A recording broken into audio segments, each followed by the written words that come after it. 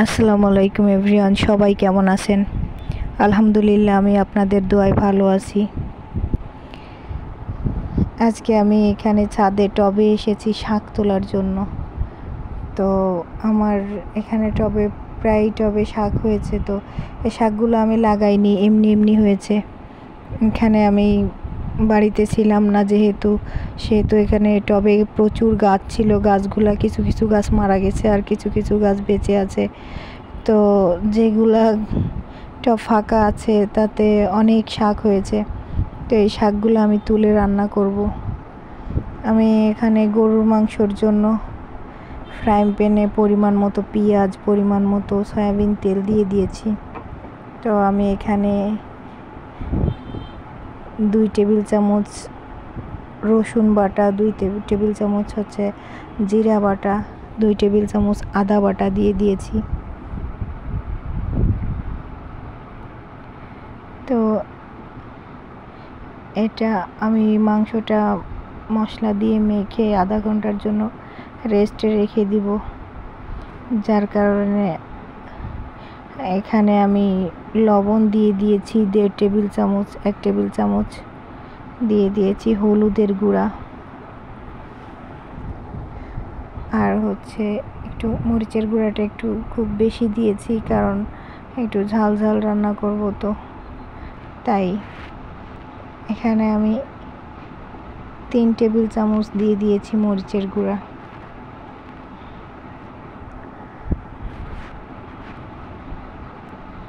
তো আমার মশলাটা দেওয়া হয়ে গেছে।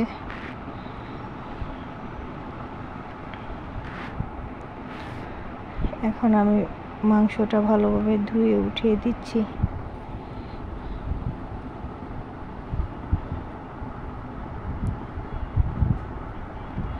এটা হচ্ছে কুরবানির গরুর মাংস। তো বাসায় যেহেতু আমি একা, ঈদের সময় অনেক লোকজন ছিল, ননদ আসছিল, ননদের হাজব্যান্ড আসছিল, ছেলেমেয়েরা আসছিল, যার কারণে আর ভিডিও করা হয়ে ওঠেনি, আর আমি ভিডিও দিতে পারিনি। তো এখানে আমি হাফ কেজি মাংস নিয়ে নিয়েছি। মাংসটা ভালোভাবে মাখিয়ে আমি রেস্টে রেখে দিয়েছিলাম আধা ঘন্টার জন্য।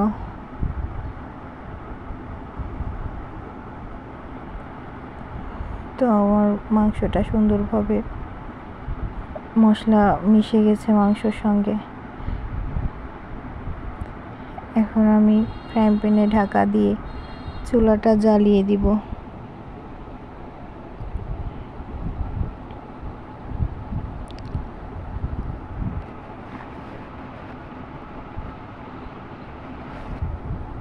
এই মাংসটাকে আমি ভালোভাবে তেলে কষিয়ে নিব, কোনো রকম পানি দিব না।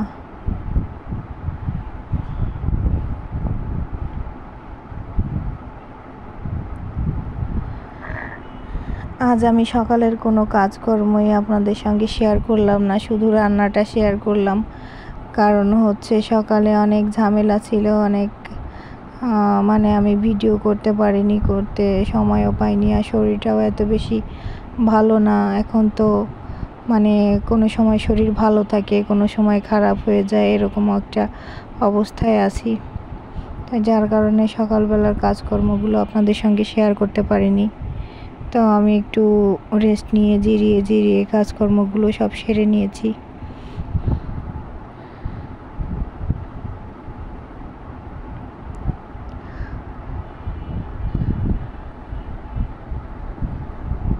তো আমি মাংসটা ভালোভাবে তেলের কষিয়ে নিব।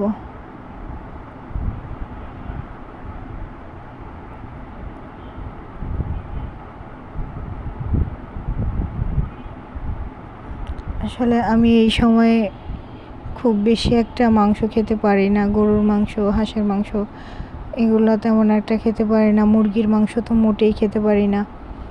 তো আমি কবুতরের মাংস, তারপরে হচ্ছে কোয়েল পাখির মাংস, এগুলো খাই। তো এটা হচ্ছে আমার বাবুর জন্য রান্না করা। সকাল থেকে খুব করে লেগেছে যে আমাকে তুমি গরুর মাংস রান্না করে দাও। রুটি করে দাও। তো রুটিটা আর আমি আর করতে পারছি না, সন্ধ্যায় ওকে দোকান থেকে রুটি কিনে এনে দেব। তো আমি এখন শাকটা ভাজি করব, যার জন্য আমি পেঁয়াজগুলো কুচি করে নিচ্ছি। আমার পেঁয়াজ কুচি করা হয়ে গেছে, এখন আমি কাঁচামরিচগুলো সুন্দর করে ফালি করে নিচ্ছি।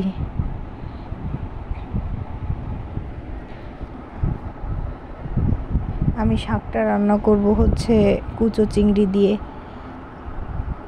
তো শাকটা ভাজি করব। এখন আমি আলু ছেলে নিচ্ছি।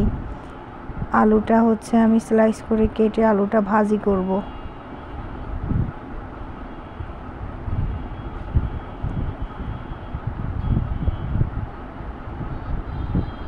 আলুটা ছেলে নিয়েছি। শুধু আলু ভাজি করব না, আমি আলু, পটল, ডিম ভাজি করে তারপরে একসঙ্গে মশলা দিয়ে রান্না করব। আমি মাঝে মাঝে এভাবেই রান্না করে খাই, বেশি ভালোই লাগে।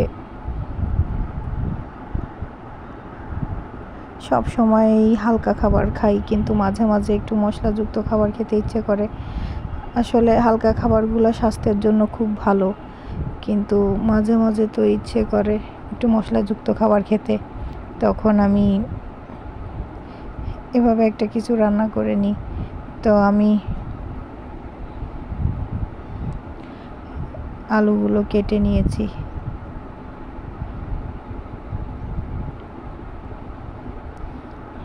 এখন আমি পটল ভালোভাবে ছুলে ভালোভাবে কেটে নিব। আসলে পটলগুলো কিছুদিন আগে আনা ছিল, যার কারণে পটলগুলো হচ্ছে 3-4টা পটল পেকে গেছে।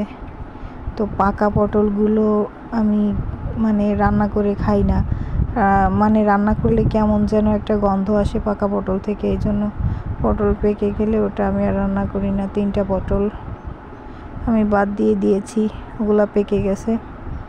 তো আমি এই ময়লাগুলো পটলের মধ্যেই তুলে নিলাম। পটলগুলো আমি এখন ফালি করে কেটে নিব মাঝখান থেকে।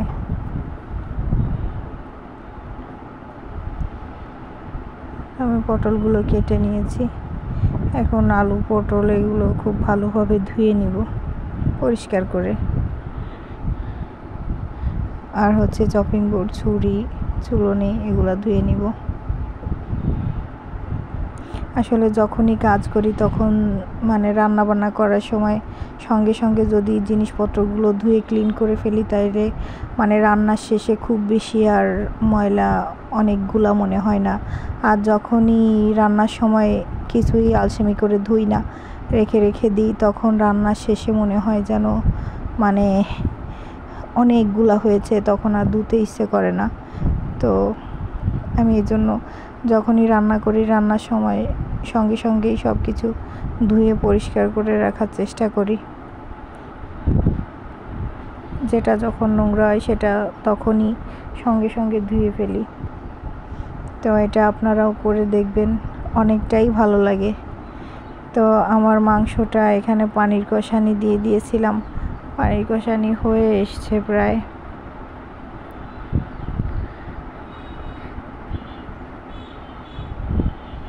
আমি এখানে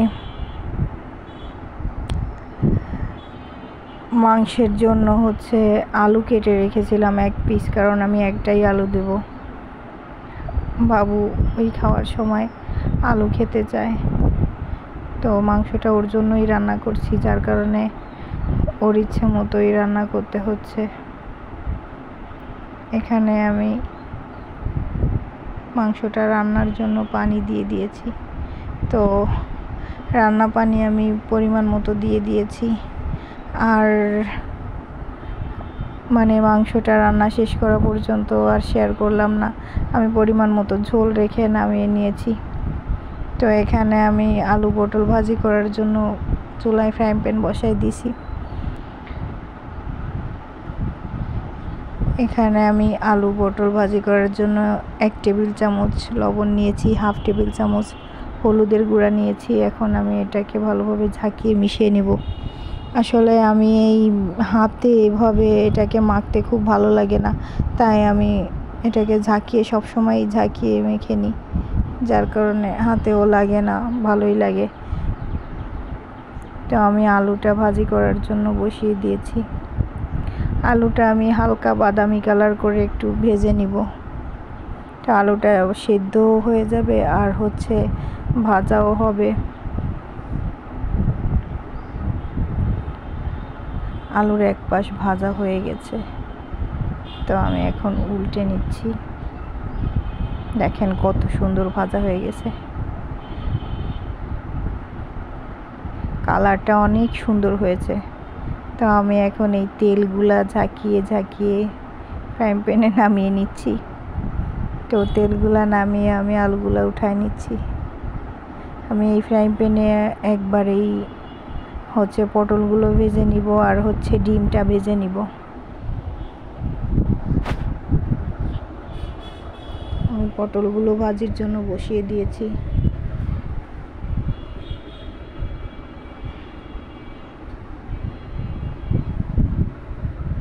আমার পটলটা ভাজা এক পাশ হয়ে গেছে, তো আরেক পাশ আমি উল্টে দিচ্ছি।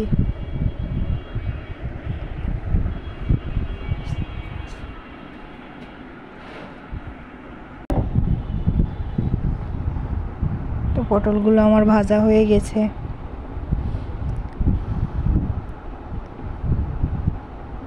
এবার আমি ডিমটা ভালোভাবে ভেজে নিব, ডিমের কুসুমটা ফেটে ভালোভাবে ভেজে নিব।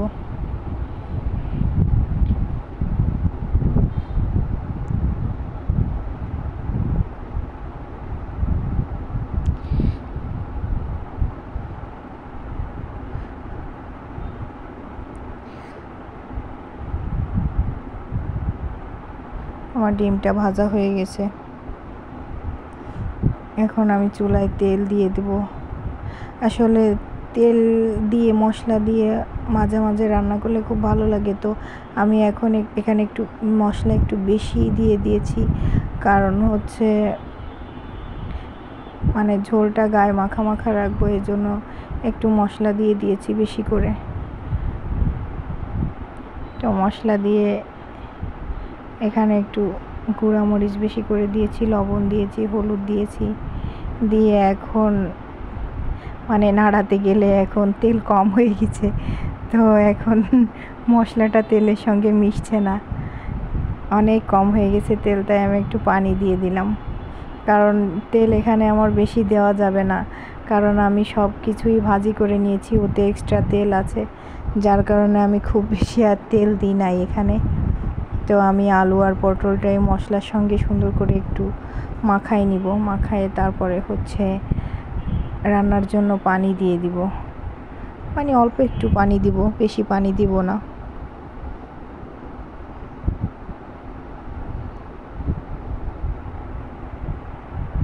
তো পানিটা দিয়ে দিয়েছি।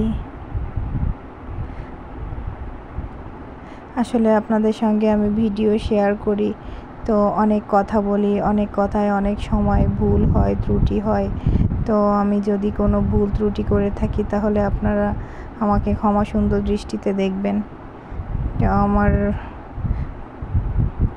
তরকারিতে উতল এসেছে, এখন আমি ডিমটা দিয়ে দিব, ডিমটা দিয়ে ভালোভাবে ঢাকা দিয়ে দিব। আমার ভিডিওটা যদি কোনো জায়গা থেকে আপনাদের কোনোভাবে একটু ভালো লেগে থাকে তাহলে আমার চ্যানেলটা সাবস্ক্রাইব করে দিবেন, আর হচ্ছে একটা লাইক দিবেন, একটা কমেন্ট করতে ভুলবেন না। তা আমার রান্নাটা হয়ে গেছে, এখন আমি শাকটা ভাজি করে নিব। আমি শাক ভাজির জন্য পরিমাণ মতো পানি দিয়ে দিয়েছি। আসলে শাকটা হচ্ছে এভাবে আমি সিদ্ধ করে তারপরে হচ্ছে ভাজি করি। তো আমি এখানে কুচো চিংড়ি, পেঁয়াজ কুচি, কাঁচামরিচ কুচি দিয়ে দিয়েছি পরিমাণ মতো। এখানে আমি 1 টেবিল চামচ লবণ দিয়েছি, হাফ টেবিল চামচ হলুদের গুঁড়া দিয়েছি, দিয়ে এখন আমি শাকটা দিয়ে ভালোভাবে ঢাকা দিয়ে দিব।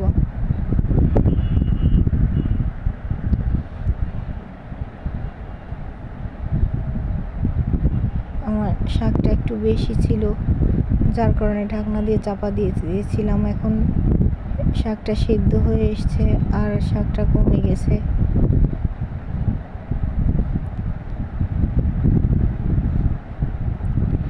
আসলে নিজের বাড়িতে যদি কোনো কিছু হয় সেটা তুলে রান্না করে খাওয়ার মজাটাই আলাদা, সেটা হোক সামান্য কিছু।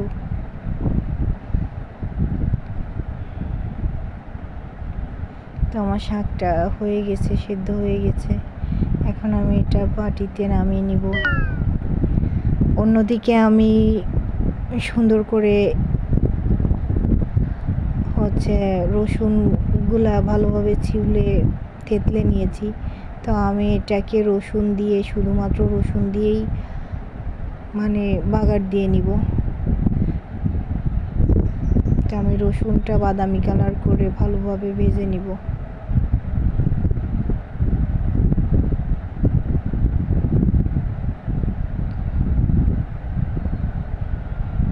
আমার রসুনটা বাদামি কালার হয়ে গেছে। এখন আমি এর মধ্যে শাকটা দিয়ে দিচ্ছি। এটা দিয়ে ভালোভাবে নেড়ে চেড়ে শাকটা রসুনের সঙ্গে মিশিয়ে নিব।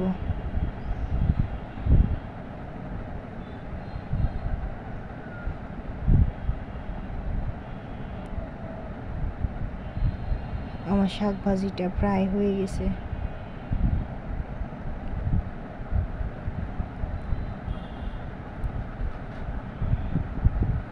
তো আমি এটা এখন নামিয়ে নিব।